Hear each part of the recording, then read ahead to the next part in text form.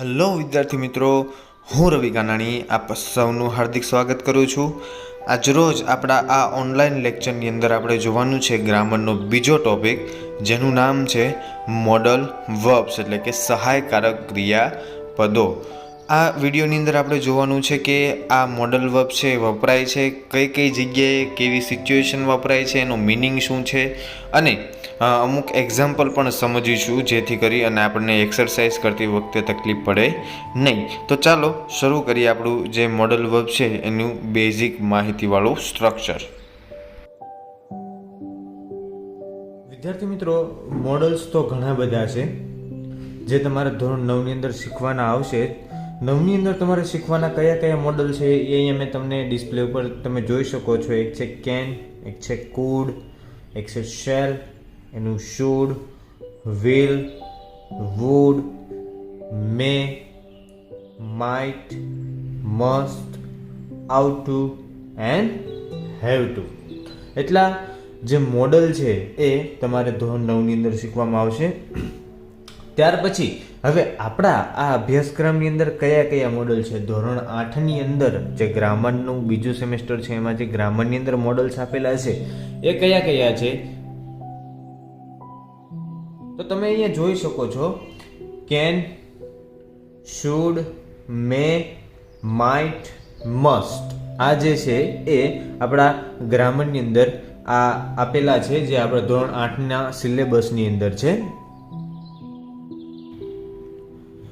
Okay, તો હવે જોઈએ આપણા જે સિલેબસની અંદર આપેલા છે એ મોડલ વર્બ્સ. મોડલ વર્બ્સ જેનો અર્થ થાય સહાયકારક ક્રિયાપદો. એનો મિનિંગ, એક્યુરેટ મિનિંગ આપણે શું કાઢી શકીએ તો કે ભાઈ આ એવા શબ્દો છે કે જે તે વાક્યની અંદર ક્રિયાપદને સહાય કરવા વાળા શબ્દો છે. અહીંયા સિલેબસની અંદર આપણે કયા કયા છે તો કે ભાઈ એક કેન છે, એક શુડ છે, એક મે છે, એક માઇટ છે અને એક મસ્ટ. ટોટલ 5 સહાયકારક ક્રિયાપદો જે છે જે આપણે અહીંયા ભણવાના છે. દરેકની બેઝિક માહિતી આપણને અહીંયા આપેલી જ છે અને આપણા આ સિલેબસની અંદર આનું મહત્વ માત્ર બેઝિક જ છે. ડીપની અંદર આપણે ધોરણ 9 ની અંદર ભણવાના જ છીએ. તો અત્યારે આપણે જે રીતનો સિલેબસ આપેલો છે એ રીતે આપણે એને થોડુંક સમજી લઈએ કે ભાઈ can, should, May, might and must ને સહાયકારક ક્રિયાપદ તરીકે ઓળખવામાં આવે છે. આ શબ્દો જે છે એ જે તે વાક્યમાં ક્રિયાપદને સહાય કરે છે. જે મેં હમણાં તમને કીધું કે આ માત્ર ક્યારે વપરાય છે તો કે ભાઈ ક્રિયાપદને સહાય કરવા માટે વપરાય છે. પણ મિસઅન્ડરસ્ટેન્ડિંગ એ ન થવી જોઈએ કે ભાઈ આ શબ્દો છે એ જે તે વાક્યમાં ક્રિયાપદને સહાય કરે છે. માત્ર ને માત્ર હેલ્પ કરવા વાળા હેલ્પિંગ વર્બ છે. આ ક્રિયાપદો વાક્યમાં મુખ્ય ક્રિયાપદ તરીકે ઉપયોગમાં લેવાતા નથી. મુખ્ય ક્રિયાપદો જે છે એ અલગ હોય છે. અહીંયા આ ક્રિયાપદો મુખ્ય ક્રિયાપદ તરીકે ઉપયોગમાં લેવાશે નહીં, કેમ કે આનું કામ માત્ર ને માત્ર સહાયકારક ક્રિયાપદોને કામ એ જ છે કે ભાઈ જે ક્રિયાપદ આપેલું હોય એ ક્રિયાપદને હેલ્પ કરવી, એનું ઉપર જે કંઈ પણ ભારણ હોય એ ભારણ ઘટાડવાનું કામકાજ આ જે સહાયકારક ક્રિયાપદો જે છે એ કરે છે. તો વન બાય વન આપણે આપણા સહાયકારક ક્રિયાપદોનો પરિચય મેળવીએ અને એનો ઉપયોગ પણ જાણતા જઈએ. સૌથી પહેલું જે ક્રિયાપદ છે એ કયું છે તો કે ભાઈ કેન. કેનનો મિનિંગ શું થાય? શકવું.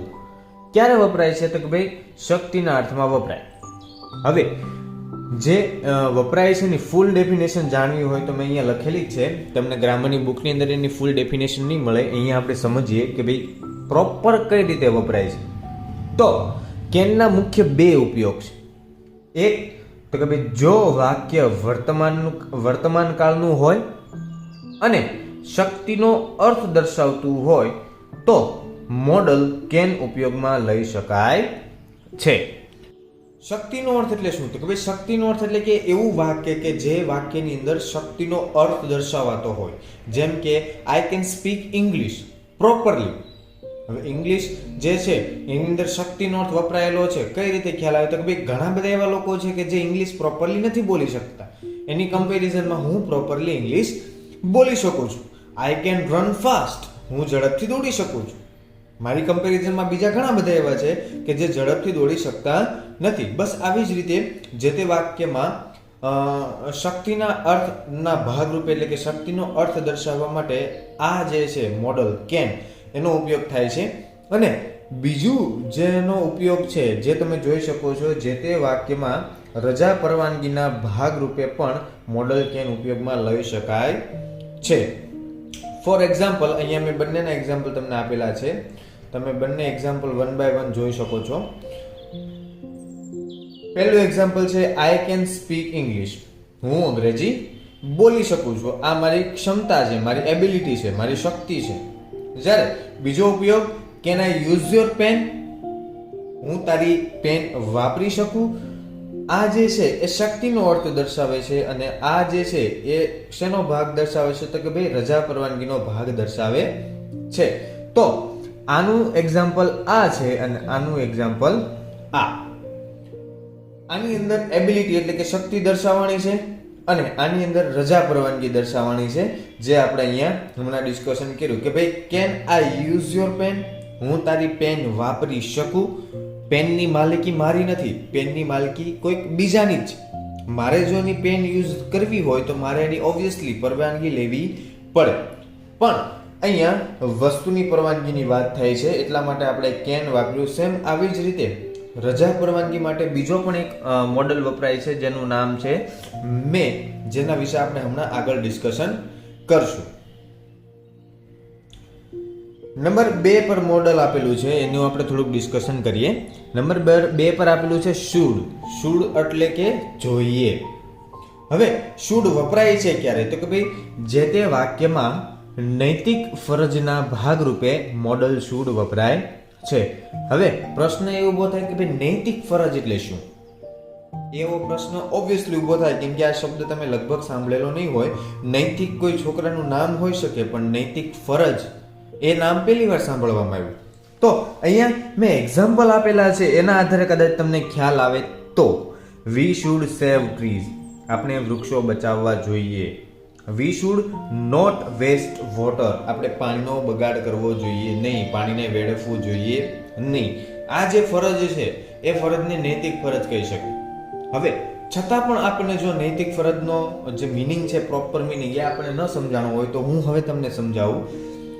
નૈતિક ફરજ એટલે એક એવી ફરજ કે કોઈ કે અથવા તો ન કે, પરંતુ આપણી જાતે સમજી અને જે ફરજ આપણે બજાવીએ એ ફરજને નૈતિક ફરજ કહેવાય. માનો કે તમે 18 વર્ષના થઈ ગયા, 20 વર્ષના થઈ ગયા, તમારા મેરેજ થઈ ગયા, લગ્ન થઈ ગયા, તમારો પરિવાર મંડાઈ ગયું છે, મતલબમાં તમારું જે કુટુંબ છે હવે વસવા મળ્યું છે. તો એવી સિચ્યુએશનની અંદર તમારા માથા ઉપર જવાબદારી, આખા પરિવારની જવાબદારી ઓબ્વિયસલી આવવાની જ છે. પરંતુ એ જવાબદારી આવે એટલે તમને કોઈ પણ વ્યક્તિ કહેવા નથી આવતું કે ભાઈ તારે આ વસ્તુ ઘરે પહોંચાડવી જોઈએ, આ વસ્તુ તારે લાવવી જોઈએ, આ વસ્તુ તારે લાવવી જોઈએ, તારા ઘરમાં તારે આમ કરવું જોઈએ. પરંતુ એ એક મેચ્યોરિટીની એજ આવી જાય એટલે તરત જ આપણને બધા ખ્યાલ ઓટોમેટિકલી આવવા મળે. આપણે આપણી જે કંઈ પણ ફરજ હોય એ ફરજને પાળતા થઈ જઈએ. કે ઘરે કોઈ વસ્તુ ઘટતી હોય તો આપણે ઘરે વસ્તુ પહોંચાડી દઈએ. કોઈ ફેમિલીની અંદર કોઈ એવો પ્રસંગ હોય નાનો મોટો, સારો અથવા તો ખરાબ, એ પ્રસંગની અંદર આપણે હાજરી આપીએ. કોઈ બીજા આપણો ફેમિલી મેમ્બર છે એની સાથે પ્રેમથી વાત કરતા શીખીએ. આ બધી શું છે તો કે ભાઈ નૈતિક ફરજ, લોકોની સાથે સંબંધમાં રહેવું. તો સેમ એવી જ રીતે ઘણી બધી પ્રકારની નૈતિક ફરજો હોય. એમાંની 2 નૈતિક ફરજ મેં તમને અહીંયા એઝ અ એક્ઝામ્પલ આપેલી છે. એક છે વી શુડ સેવ ટ્રીઝ. એ આપણી નૈતિક ફરજ છે કે ભાઈ આપણે વૃક્ષો બચાવવા જોઈએ. કેમ કે વૃક્ષો છે જ તો જ આપણું ફ્યુચર છે. કેમ કે એના કારણે જ આપણું જે કંઈ પણ એન્વાયરમેન્ટ છે એ ક્લીન રહેશે. નીચે છે we should not waste water. આપણે પાણી વેડફવું જોઈએ નહીં, પાણીનો બગાડ કરવો જોઈએ નહીં. કેમ કે પાણી એકમાત્ર આપણા જીવનનો એવો સોર્સ છે કે જો એ પૂરો થઈ ગયો એટલે આપણા જીવનનો અંત થવાની શક્યતા પૂરેપૂરી છે. કેમ કે આપણું સમગ્ર જીવન જે છે, આપણું સમગ્ર શરીર છે જે છે એ આખું પાણી પર ડિપેન્ડ છે. એટલે કોઈ આપણને જણાવે અથવા તો ન જણાવે પણ આપણે આ જે ફરજો છે એને આપણે પાળવી જોઈએ. તો આઈ હોપ કે તમને નૈતિક ફરજ વિશેની માહિતી મળી છે. ત્યાર પછી આપણે આગળનું જે મોડલ છે એમના તરફ આપણે આગળ વધીએ. ત્યાર પછીનું મોડલ છે આપણું 3 નંબરનું મે. મે એટલે કે કદાચ. હવે આ મે જે મોડલ છે એ ક્યારે વપરાય તો કે ભાઈ એના પણ બે યુઝિસ છે. ફર્સ્ટ ઓફ ઓલ, જે તે વાક્યમાં ભવિષ્યની સંભાવના દર્શાવવા માટે મોડલ મે વપરાય. ભવિષ્યની સંભાવના એટલે કે આવું થશે, હું આમ કરીશ, હું આમ જઈશ. આ બધી શું છે તો કે ભાઈ માત્ર એક એક્સપેક્ટેશન છે, એક સંભાવના છે. એ પૂરી થાય કે ન થાય, કમ્પ્લીટ થાય કે ન થાય એ 2 નંબરની વસ્તુ છે, પણ એક સંભાવના જે છે દર્શાવવા માટે આ મે મોડલનો ઉપયોગ થાય છે. અને બીજું જે છે એ રજા પરવાનગી એટલે કે મોડલ મે રજા પરવાનગીના ભાગરૂપે પણ વપરાય છે. ફોર એક્ઝામ્પલ, બંનેના એક્ઝામ્પલ મેં અહીંયા આપેલા છે. પેલા આનું એક્ઝામ્પલ જોઈએ. Hemant may win the match. Hemant match જીતશે. હેમંત જે છે એ કદાચ મેચ જીતશે. હવે જીતે પણ અને ના પણ જીતે, એની એબિલિટી ઉપર ડિપેન્ડેડ છે કે ભાઈ એ મેચ જીતશે કે નહીં જીતે. રજા પરવાનગી તો કે ભાઈ મે આઈ કમ ઇન સર અથવા તો મેડમ, જે આપણે ક્લાસની અંદર કહેતા હોઈએ જ્યારે પણ બહાર જઈએ અથવા તો બહાર આવીએ. May go out to play, may come in, may drink water, may go to toilet. આ જે રજા પરવાનગીઓ જે છે એ દર્શાવવા માટે આપણે મેનો ઉપયોગ કરીએ જ છીએ, પણ એ આપણે એક અજાણતા એ શબ્દનો ઉપયોગ કરીએ છીએ કે એ આપણા નોલેજ માટે આપણે એક સેન્ટેન્સ ભેગું કર્યું અને સેન્ટેન્સના આધારે આપણે રજા પરવાનગી લઈએ છીએ. પરંતુ અહીંયા આપણે શીખવાનું છે કે ભાઈ મે જે છે એનાથી રજા પરવાનગી પણ લઈ શકાય. હવે આ બેની વચ્ચે ડિફરન્સ શું છે તો કે ભાઈ કેન જે છે એ પણ રજા પરવાનગી દર્શાવે અને મે છે એ પણ રજા પરવાનગી બતાવે. તો કેન જે છે એ વસ્તુની રજા પરવાનગી દર્શાવે છે, જ્યારે મે છે એ પોતાની એટલે કે ફિઝિકલ આપણી જે પોતાની રજા પરવાનગીઓ છે એ દર્શાવે છે. ત્યાર પછી આપણે આગળના જે મોડલ તરફ વધીએ. નંબર 4 પર છે માઇટ.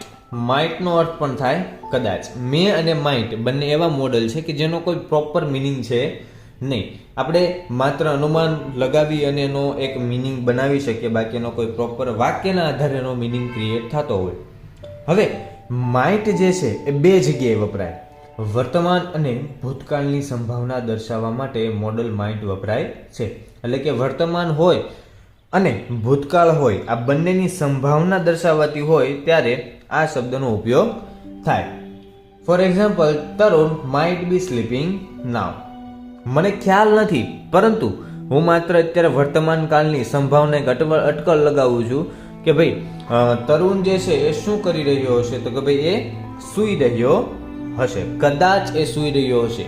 હવે તરુણની પાસે જાઓ અને મને ખ્યાલ આવે કે ભાઈ એ સૂતો છે કે નથી સૂતો, પરંતુ અત્યારે મારે દૂરથી જ જો એક્સપ્લેનેશન આપવું હોય તો હું એવું કહી શકું કે ભાઈ તરુણ છે કદાચ અત્યારે સૂતો હશે.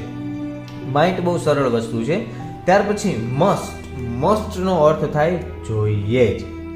હમણાં જે આપણે શુડ મોડલ સમજ્યા એનું જ મોટો ભાઈ છે આ મસ્ટ, એટલે કે જોઈએ જ. અહીંયા શુડની અંદર નૈતિક ફરજ દર્શાવાય છે, જ્યારે આ મસ્ટની અંદર અનિવાર્ય ફરજ દર્શાવાય છે. શું એનો મિનિંગ થાય? જે તે વાક્યમાં અનિવાર્ય ફરજના ભાગરૂપે મોડલ મસ્ટ વપરાય છે. હવે we must obey our parents, જેનો અર્થ શું થાય? આપણે આપણા માતા પિતાનું માનવું જ જોઈએ. આ એક અનિવાર્ય ફરજ. નૈતિક ફરજ તો સમજ્યા, હજુ એ હરખું મગજમાં ઉતરું ન ઉતરું ત્યાં પાછી અનિવાર્ય ફરજ આવી ગયા. અનિવાર્ય ફરજ એટલે શું તો કે ભાઈ કોઈ પણ ના છૂટકે પણ એ ફરજ આપણે બજાવવી પડે. એ સિવાય આપણી પાસે બીજો કોઈ રસ્તો હોય નહીં. ઈચ્છા હોય કે ન હોય, આપણું મન હોય કે ન હોય, એ ફરજ આપણે બજાવવી પડે ને બજાવવી જ પડે. આપણું શરીર જે છે એને 3 ટાઈમ ખાવાનું જોઈએ ને જોઈએ. અમુક સમયે ઊંઘ જોઈએ જ, અમુક સમયે એને પાણી જોઈએ ને જોઈએ.